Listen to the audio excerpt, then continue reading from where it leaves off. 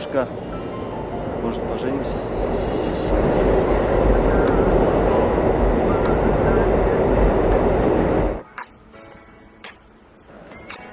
Это наш новый препод из Англии. Вау, молодой такой стильный. Студенты должны пользоваться библиотекой, а не торрентами. Понятно вам?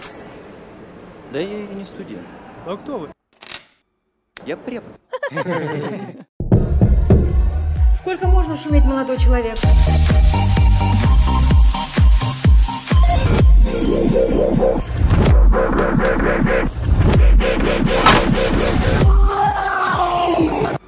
Кто? Ну, преподаватель. А что у вас там? Можно полюбопытствовать. Квантовая механика. Похвально. А чья интерпретация вам ближе всего? Интерпретация чего?